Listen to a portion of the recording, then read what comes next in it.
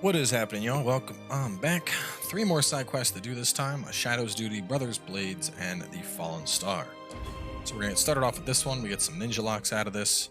Not a particularly long mission. There's no loot to pick up. We just get ninja locks as the reward. So we're gonna be taking a relatively quick approach through this one, as opposed to covering every piece of loot in it.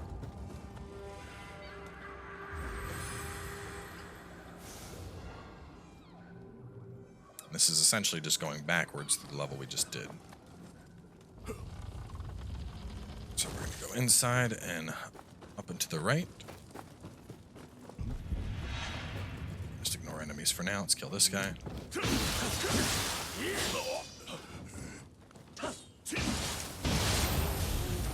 Bad ninja.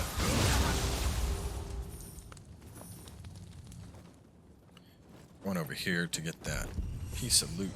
This is where the old chest was. Some sake. Let's see. Drop down into the original left room for one guy with loot and one guy up top.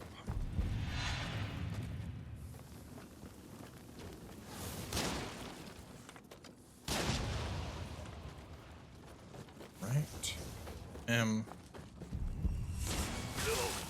we can kill you.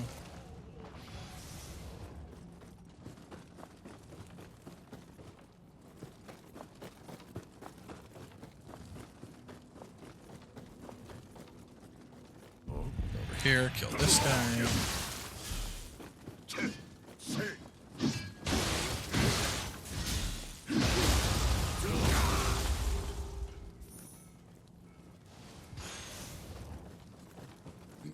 Go up top here. This guy.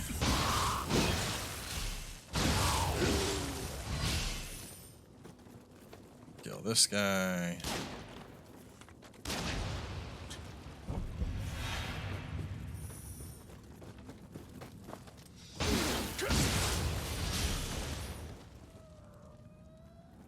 He's already pathing. We're not going to be able to plunge him. It's fine.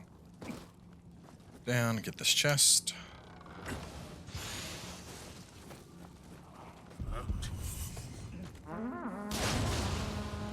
And if he blows it, we've already killed most of the enemies here. That one was all that was left to come along and try and help him. So go ahead and pop this gate on open. So we don't need to worry about that later. If the event that we die. Go around here. Just to kill a couple enemies and grab the loots that are up top.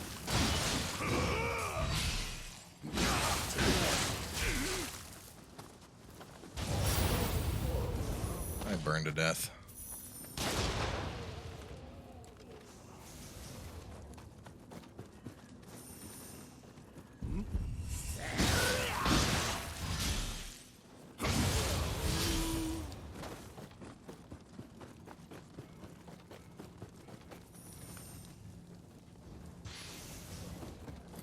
Alright, now that we've acquired all of that, up top, kill the two guys and drop down for a chest. Kill dude outside an open gate. Two guys behind you, two in the house. This gate up as well.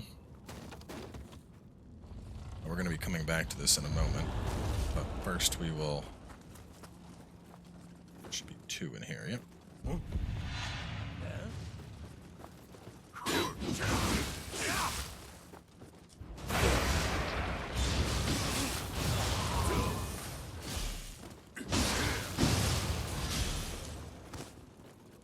This. Alright, next up we have a Enki in the cloud, so we're gonna buff on up.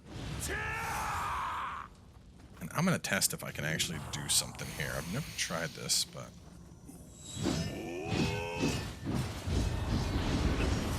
I was hoping that when the cloud summoned that I could still get my move off, but...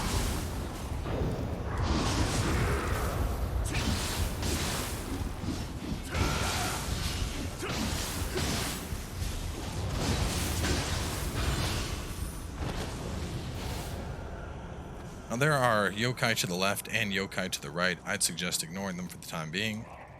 Instead, we're going to go head, and there should be a Gaki that drops down. He might be right after this gate. He is.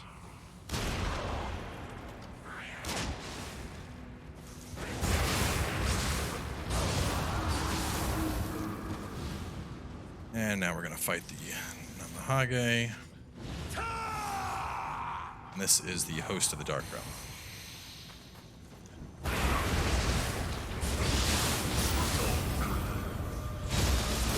Oh boy.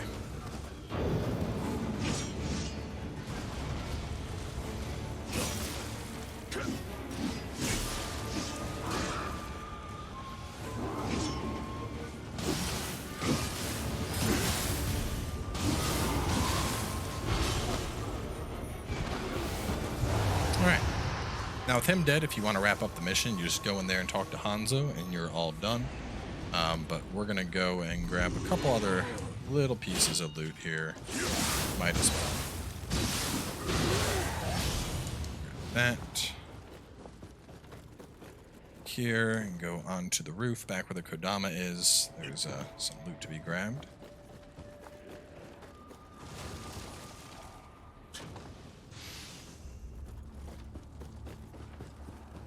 And beyond that, I don't believe there's any more loot here. I think it's just the yokai that you can fight, so.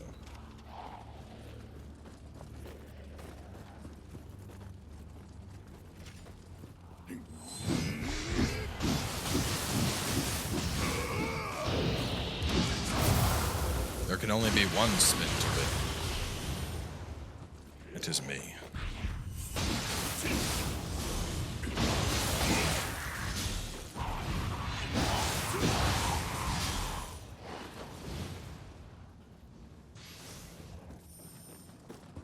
Want to finish clearing it out.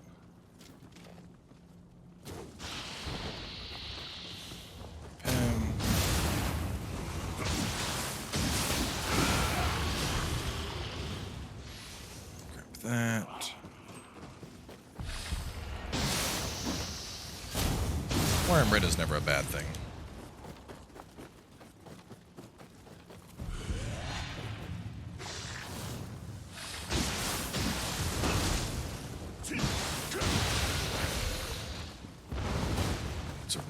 Over there. No chest this time around, which is mainly why it's not necessary to do this stuff, but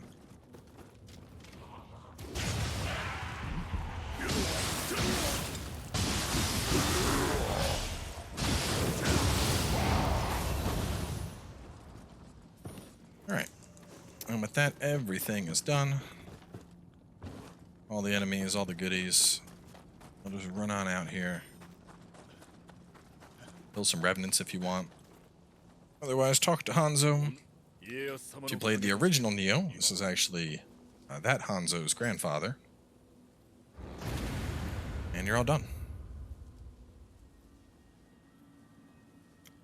So up next, we have Brothers Blades, and this is the mission that you would use to farm Megara to get the Swirling Snow skill, or the smithing text for a Zodachi, or anything else that comes out of that fight. You can sprint straight through the mission and get to him. We are going to show how to clear it for those that want to do farming, because if you do it properly, your farming is a lot easier.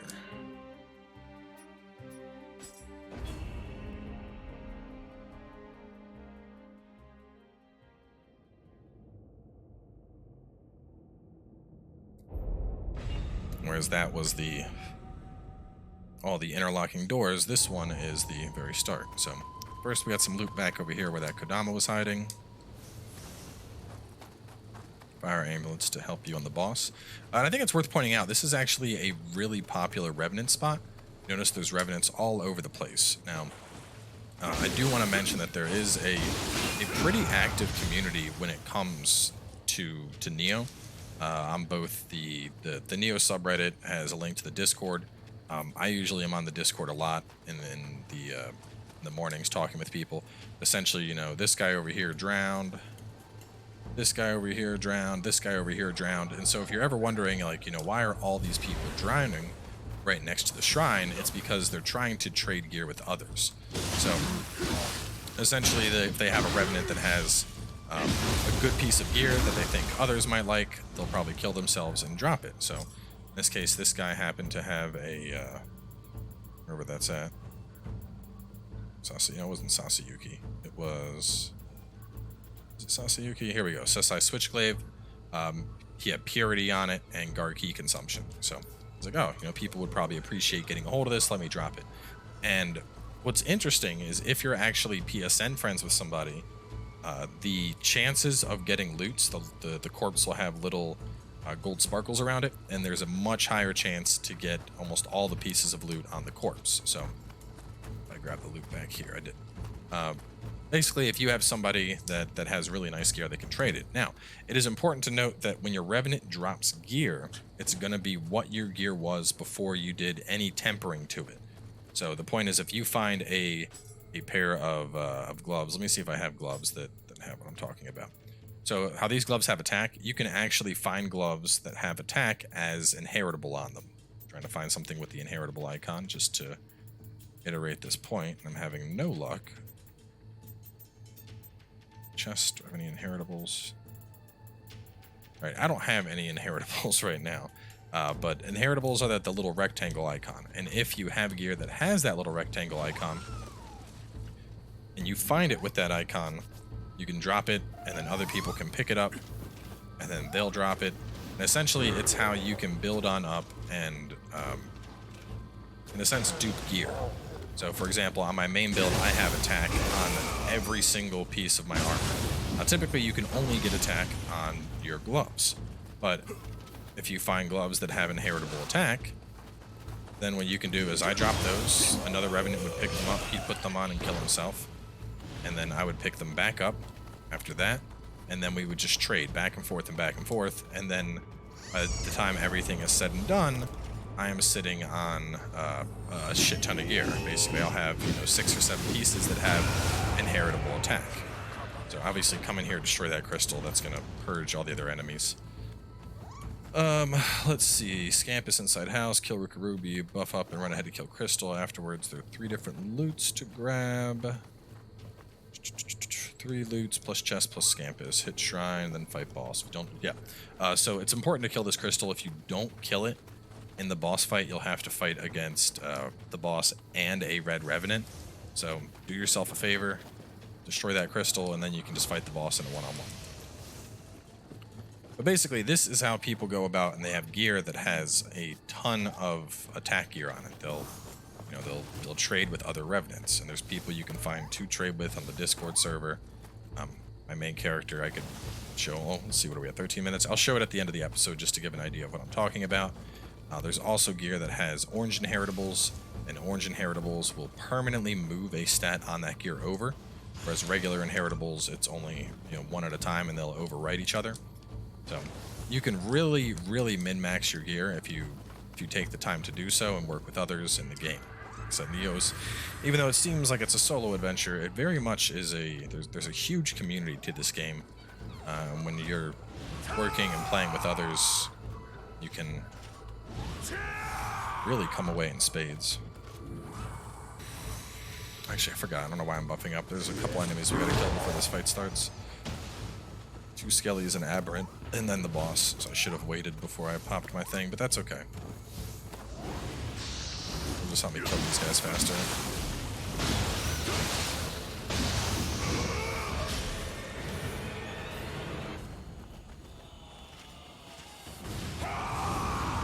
I'm like, I know there's an aberrant, but he's not showing up.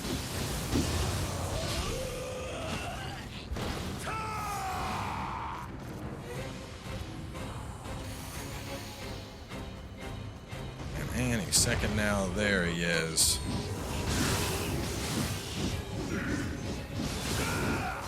Yeah, shouldn't be using this with rage on, it just costs too much.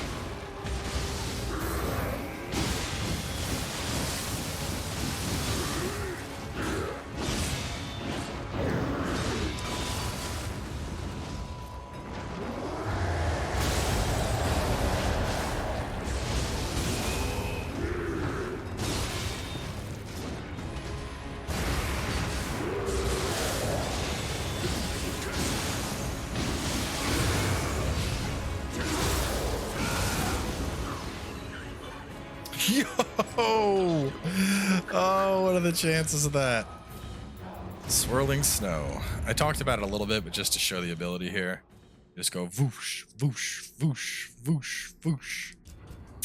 I do think it's important to note that just recently they released patch 1.07, which actually increases the drop rate of rare smithing text and rare abilities off of bosses. So we may be seeing the effects of that, because getting Swirling Snow on a second kill is pretty impressive.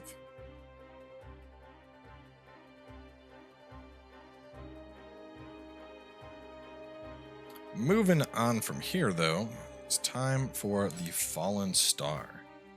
Now, this is another very important mission when it comes to farming. There's a couple texts you can get from this guy, but there's two in particular I want to point out: the Myojin helm and the Tadanashi armor text. Now, Tadanashi is a very, very heavy armor that essentially gives you a damage bonus for being in heavy armor. So some obvious self-synergy going on there.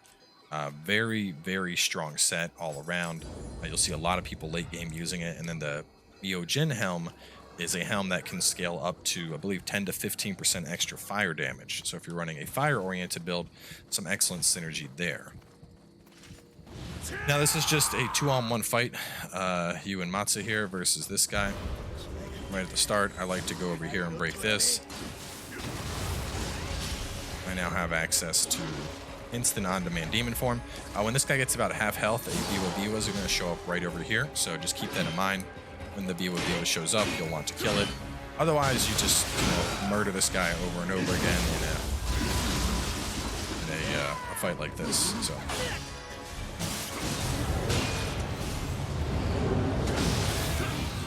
it's always an electric Oni B as well. So if you're trying to farm an electric Oni B core, this is a pretty good mission to do it on.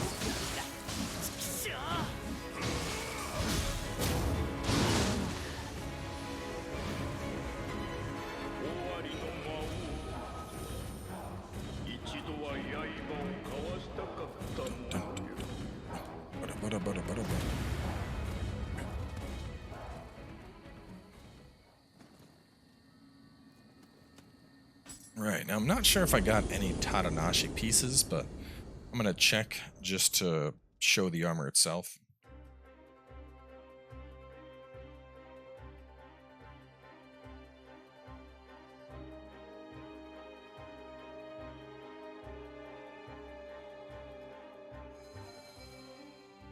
Alright, he gives me the chest. So just to show off those two items I was talking about.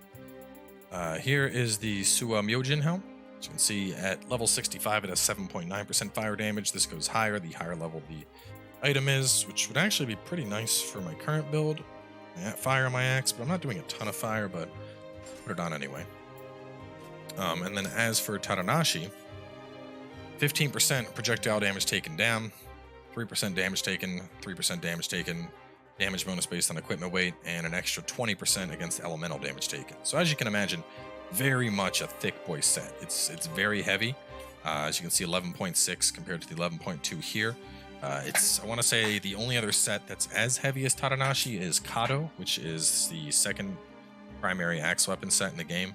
But it's a very good set all around, and a very defensive oriented set if you're looking to play a tanky build. Whether you're playing axe, dual swords, Kusarigama, doesn't matter. If you just want to be a tank, this set will get the job done, and it has a hefty damage bonus based on how heavy you are.